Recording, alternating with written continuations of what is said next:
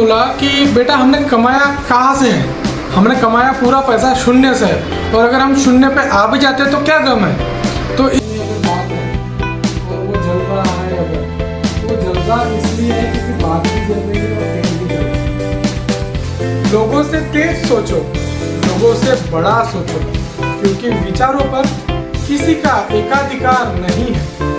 तो वो आपकी फैमिली जो दिखती नहीं, दिख रहा है कि दिया चल रहा है। इस सोच के साथ फिर मैंने बोला कि नहीं यार चलो काम शुरू करते हैं, और हमने काम शुरू कर दिया। मुलाकात कराऊंगा जिन्होंने 3 साल के अंदर एक अच्छा खासा ब्रांड मॉड्यूलर फर्नीचर में कमाया हुआ है। ये डील करते हैं फार्मेसी फर्नीचर्स, मॉड्यूलर फर्नीचर्स और सभी DIY फर्नीचर्स में इनकी स्पेशलिटी है। तो आइए आज हम बात करते हैं Abhivan engineering engine tech private limited के MD मिस्टर अभि कुमार उजोने जी से। नमस्ते सर जी। नमस्कार। थैंक यू शिवनारायण जी, मुझे ये मौका देने के लिए कि मैं आपके चैनल पर अपने आप को प्रस्तुत कर सकूं। बहुत बहुत धन्यवाद जी।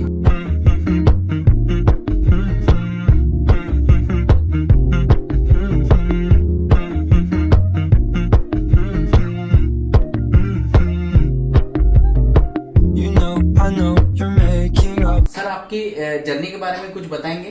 जी जी, तो जर्नी ऐसी चालू हुई कि जब से मैंने इंजीनियरिंग किया तो मेरा ऐसा था कि यार मैं करूंगा तो अपना बिजनेस करूंगा। अच्छा, ये ठान के इंजीनियरिंग की थी। और ऐसा था कि यार मैं कुछ और ज्यादा से ज्यादा लोगों को रोजगार दे सकूं। हाँ। इस तरीके का एक मेरा विजन था। तब मेरा एक विजन था कि मैं 20-50 लोगों को कैसा रोजगार दूं। लेकिन जर्नी आते आते अब मेरा विजन थोड़ा सा बड़ा हो गया है। अच्छा। और अब ऐसा सोच के चल रहा हूँ कि आने वाले 10 सालों में मैं कैसे 1000 लोगों को रोजगार दे सकूं। पहले हमारे पापा साकोली में, यहाँ से 100 किलोमीटर दूर नागपुर से, उनका GK इंजीनियरिंग करके दुकान थी। हाँ। और उसमें हम पूरा कूलर्स और अलमीरा मैन्युफैक्चरिंग करते थे। अच्छा। लेकिन जब वो अलमीरा बनती थी तो मुझे ऐसा लगा कि यार अलमीरा में क्या इनोवेशन हो सकता है। तो ये मैंने सोचा, और फिर यह इनोवेशन को अपन किस तरीके से कर सकते हैं, इसके लिए मैंने काफी जगह खोजबीन की। और फिर मुझे बहुत सारे सलाहकारों से जब सलाह मिली तो मैं चाइना गया। अच्छा। चीन गया, और चीन में जब मैंने देखा, वहां पर एक बड़े एग्जीबिशन में गया, और वहां पर मैंने जब देखा कि यार इतनी बड़ी बड़ी कंपनियां चल रही है, बहुत अच्छे उनके पास में बहुत उन्नत प्रकार की मशीनरी है उनके पास में, CNC कटिंग्स, बहुत सारे अच्छे नए नए सेटअप्स थे। तो मैंने उनको विजिट किया, और फिर मेरे दिमाग में इच्छा आई कि यार नहीं, हम ये सेटअप अपने गांव में कर सकते हैं। तो मैंने इसको चलते हुए बहुत बड़ी रिस्क ली मेरे, और इसमें मेरे पिताजी ने मुझे बहुत बड़ा साथ दिया कि नहीं बेटा, हमने कमाया ही क्या है और गवा भी दिया तो कौन सी बड़ी बात है, तू बस आगे बढ़। शून्य से उठे थे, फिर से शून्य पे भी आ जाएंगे तो भी कोई गम नहीं है। तो ये उनके एक शब्द थे, और हम आज उस चीज को सोचते हुए निकले। तो आज हमने लगभग एक अच्छा बड़ा प्लांट 70,000 स्क्वायर फुट में साकोली में हमारा प्लांट है, और 15,000, 10,000, 15,000 स्क्वायर फुट में हमारा बिल्ड कर रही है। बाप रे, देखिए मतलब इनका जो इन्होंने रियल मोटिवेशन जो इनको मिला हुआ है घर के पापा से कि फिर से जीरो पे आ गए तो कोई फर्क नहीं पड़ता, फिर से स्टार्ट करेंगे। That type of motivation we want. और भैया का क्या कहना है, चाइना पूरी दुनिया को कॉपी करती है, ये चाइना जाके ना सीधा चाइना को ही कॉपी करके ले नहीं, फिर कैसा हुआ सर कि मैंने जब चलो ठीक है, मैंने लोन तो ले लिया, सब मशीनरी वगैरह डाल दी, लेकिन चैलेंजेस काफी आए। अच्छा। जैसे कि ये कोविड बहुत बड़ा चैलेंज था। हाँ, जिसने कि बहुत सारी चीजों को यानी डिस्ट्रप्शन ला के रखा है आज पूरी दुनिया में। तो जब हमने प्लान की शुरुआत की थी तो हमने ये सोचा था कि हम रोज की 20, 25, 30 अलमारी बनाएंगे। अच्छा। ठीक है, लेकिन कैसा था कि सप्लाई पूरी चेन टूट गई थी। हाँ, होलसेल चेन टूट गई थी। और आप समझ रहे ना, अब आपका बच्चा पैदा हो गया, अब आपको उसको दूध तो पिलाना ही है, तो पिलाना ही है ना। और ऐसे में हम क्या करते, तो हमने बहुत सारे ड्रास्टिक चेंजेस लाए हमारे प्लान के अंदर। तो हमने ब्लू ओशन स्ट्रेटेजी को अपनाया कि यार ऐसे बहुत सारे प्लेयर्स हैं जो मार्केट में ऑलरेडी अलमीरा बना रहे हैं, तो हम ऐसे कौन से नए सेगमेंट्स को ऑक्यूपाई कर सकते हैं।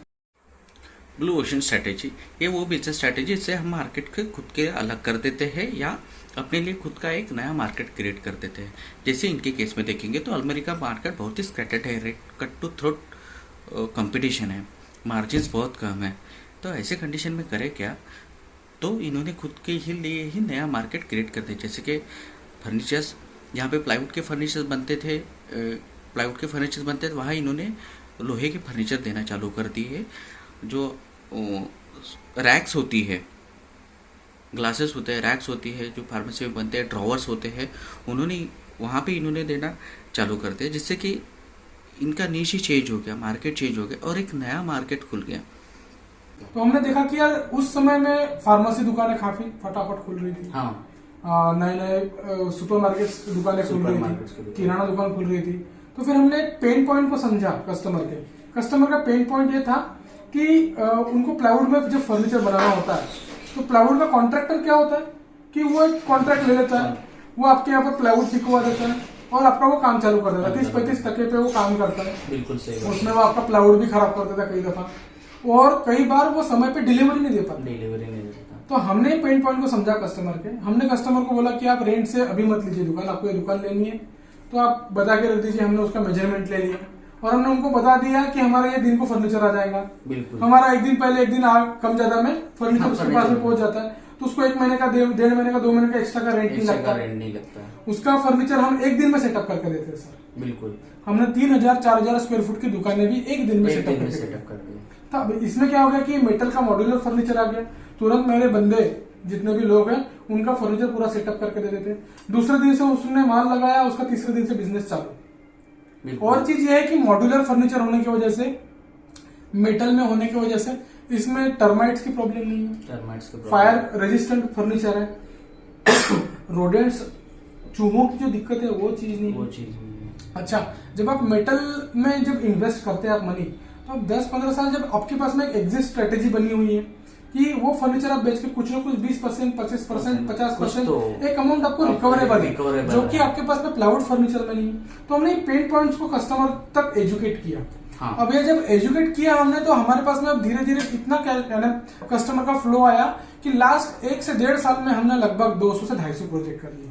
बाप रे जी, 300 दिन में, मतलब 365 दिन में पकड़ के चले कि 200 प्रोजेक्ट करना, सुपरमार्केट और फार्मेसी सेटअप करना, इट्स नॉट अ जॉब जो इन्होंने किया हुआ है। और मैं बहुत दिनों से संपर्क में हूँ इनसे, तो बहुत मैंने मतलब नागपुर में आते थे, हम लोग मिलते थे, तो साकुल से 100-125 किलोमीटर डेली अप डाउन, हफ्ते के 2 बार अप डाउन, और फिर यहाँ से कुछ सीखना, अप्लाई करना, फिर कुछ नए फीडबैक लेने नागपुर आना। अभी तो भैया नागपुर में ही शिफ्ट हो गए। चलो, बहुत आप लोगों के आशीर्वाद है, ऊपर वाले की मेहरबानी है।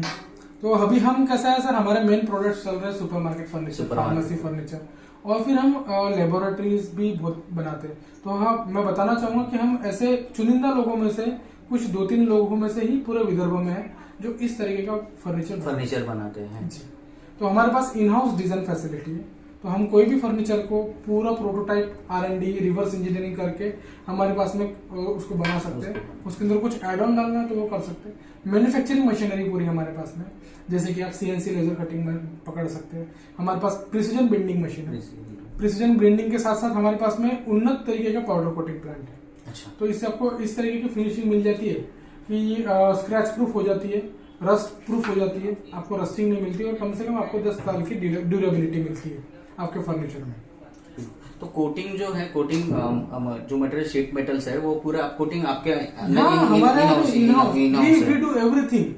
हम कोई भी चीज बाहर से नहीं करते। अच्छा। हम हर एक चीज हमारे पास, इवन डिजाइनिंग, कोटेशंस, उसके बाद में procurement of material we do, then we manufacture that, then we supply that, when हम डिलीवरी भी हम ही करते हैं। मतलब कस्टमाइज तो स्टैंडर्ड आपके पास अवेलेबल है। और फिर हमारे पास में कुछ चैनल पार्टनर्स भी जुड़े हुए हैं जो कि ऑर्डर्स लेके आते हैं, और फिर हम उनको हमारे मॉड्यूलर फर्नीचर के नाम से काम करते हैं।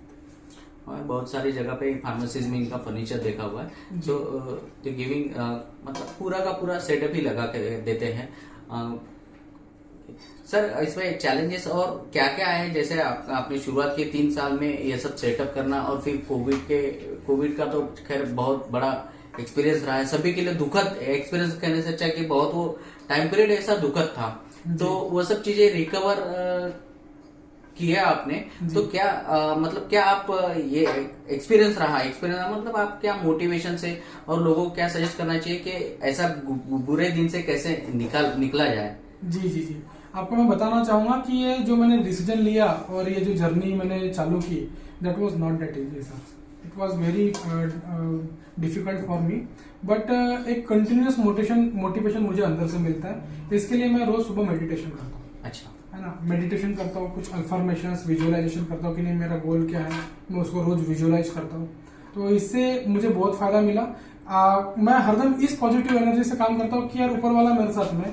और मुझे कई दफा ऐसा होता है कि 10 तारीख आती है और मेरे पास में सैलरी के लिए 1 रुपया नहीं रहता, मुझे 1.5 से 2 लाख रुपए की सैलरी करने की रहती है, लेकिन मैं बस एक पॉजिटिव मोटिवेशन से रहता हूँ कि यार ऊपर वाला मेरे साथ में। और पता नहीं कोई ना कोई क्लाइंट आता है और वो एडवांस देके चला जाता है। तो ये चीजें है। अब अगर आप हर चीज को पॉजिटिवली लेते हैं तो आपके साथ में पॉजिटिव ही होगा, और आप अगर हर चीज को निगेटिवली लेते हो तो फिर आपका पॉजिटिव माइंड काम नहीं करता।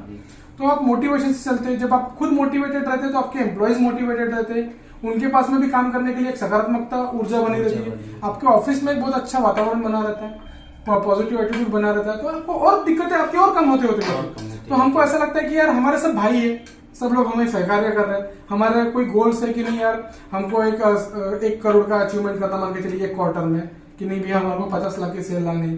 तो जब हम ये पॉजिटिवली बात करते हैं तो ये हर जन की तरफ चीजें फैलती है। फिर वो अपने अपने नए नए आइडियाज बताते हैं, क्योंकि निगेटिव माइंड कुछ सोच नहीं सकता, वो बस लोगों की कमियां निकाल सकता है। बिल्कुल। लेकिन जब हम पॉजिटिवली बातें करते हैं तो वो नए नए रास्ते ढूंढते हैं। मेरे सेल्स एग्जीक्यूटिव मुझे सजेस्ट करते हैं कि सर हमने इस तरीके की मार्केटिंग करनी चाहिए, सर हमने बैनरिंग करनी चाहिए। तो देखिए ये उनके अंदर की कलात्मकता है ना, वो अपन किसी के अंदर की क्रिएटिविटी इसी तरीके से निकाल सकते हैं कि हम उसको एक बहुत पॉजिटिव नर्चरिंग वातावरण दें। बिल्कुल, तो ये बहुत जरूरी है। सही बात है। और मैं आपसे जानना चाहूंगा कि ये आपके जर्नी में एक अचीवमेंट क्या रहा आपका? मेरे ऐसे तो काफी अचीवमेंट रहे हैं, लेकिन अभी रिसेंटली मान के चलिए 1 साल पहले मुझे एक कोविड की वजह से ये हो गया था, मुझे एक बीमारी ने घेर लिया था जिसको हम अवास्कुलर नेक्रोसिस बोलते हैं, जिसके अंदर मेरे हिप जॉइंट्स पूरे चले गए थे। तो मुझे हिप जॉइंट्स की सर्जरी करनी थी, और फिर भी मेरे पॉजिटिव माइंड से मैंने ये नहीं सोचा कि मुझे क्यों हुआ, मेरी क्या गलती थी। तो बस मैंने एक प्रोबेबिलिटी के तौर पर देखा कि यार it's a probability in nature and probability exist everywhere. Okay, so मैंने इस तरीके से सोचा, और फिर ठीक है सर्जरीज करनी थी, मैंने सर्जरीज की। अभी मैं वेल एंड गुड हूँ, मैं फाइन हूँ, चल रहा हूँ अपने पैरों पे। और साथ ही साथ हमने उस समय पे है ना, वो मेरे 8-9 महीने 10 महीने के समय था, लेकिन मुझे मेरे घर वालों का साथ मिला, मेरे वाइफ का साथ मिला। तो हमने बहुत अच्छे तरीके से हमारे जो सेल्स के टारगेट्स थे हमने उनको अचीव किया। तो ये सब चीजें थी sir. Even you was in hospital, आप हॉस्पिटल में थे, और मैं वहां से कॉलिंग करता था कि आज का कोटेशन इतने का गया, वहां से कस्टमर से निगोशिएशन करता था। फिर भी मेरे 100-200 कॉल तो रोज के होते थे। 20 दिन सर्जरी नहीं हुई, उस दिन नहीं हुआ बस। बाप रे। मतलब देखिए कि क्या पॉजिटिवनेस और डेडिकेशन जिसे हम बोलेंगे। आप हॉस्पिटल में रखे बेड पे हो और सब चीजें मैनेज कर रहे हैं, और उसके लिए भी मतलब क्या जिगर चाहिए जो बोलना। तो जब आप पॉजिटिव वातावरण रखते हैं सर, तो ईश्वर आपके साथ में होगा, आपके साथ है ना। तो कोई बहुत बड़ी बात नहीं है। जैसे कि आप कोई यात्रा पे निकलते हो, आप बस जय माता दी बोलते बोलते चलते हो, लेकिन अपने को ताकत बोलते कि अपन माता दे रही है। माता नहीं है सर, आपके अंदर का ईश्वर है, वो आपको ताकत देता है ना। तो सेम है, आप बस कोई भी ऐसी कठिनाई है, अगर हम अपने ईश्वर पे छोड़ देते कि नहीं यार ईश्वर हमारे साथ में और हमको अच्छा करना है, तो कठिनाई अपने आप सरल हो जाती है। और मैं पूछना चाहूंगा कि एकाध कोई ऐसा लगा कि आपको कि फेलर है और ये सब चीजें यार मैंने छोड़ देनी चाहिए, ऐसे बहुत सारे समय है कि जब मुझे ऐसा लगा कि यार मैं क्या कर रहा हूँ ये। कई दफा ऐसा होता है कि कोई एम्प्लॉय अपना अच्छा काम नहीं कर पाता, परफॉर्मेंस नहीं कर पाता, उसके हाथ से एक आध कस्टमर क्रैक नहीं हो पाता। तो कभी कभी ऐसा लगता है कि यार मैं तो सेल ला सकता था, हाँ। है ना, मेरे बंदे ने ये सेल को रिजेक्ट कर लिया। तो अब ऐसा लगा था कि यार ये छोड़ छाड़ के भाग जाओ। और फिर ऐसा लगा था कि यार मैं जॉब करते रहता तो अच्छा लगता था। लेकिन फिर मैंने एक चीज सोची कि यार ऊपर वाले ने बनाया तेरे को शेर है, बराबर, तो तू ये क्यों सोच रहा है दूसरों के जैसे, तू शेर के जैसे सोच। तेरे को लोगों को रोजगार देने के लिए बनाया ऊपर वाले, ये मैंने एक पर्पज अपना फाइंड किया। और फिर जब अपने को ऐसा लगता है, जब हम बहुत बड़ी दूर का एक पत्थर देख के चलते, एक बड़ा माइलस्टोन लेके चलते, तो छोटी छोटी घटनाएं बोलनी लगती है ना। जब हम ये सोच के चलते हैं कि यार एक हम गॉडफादर पैरेलल लेके चलते हैं कि यार कोई हमारा अंबानी, धीरूभाई अंबानी जी हमारे गॉडफादर है, जैसे कि हम उनको देख के चल रहे हैं। बहुत सारे ऐसे लोग हैं, तो उनको भी तो कठिनाई आई होगी। बिल्कुल, उनको भी।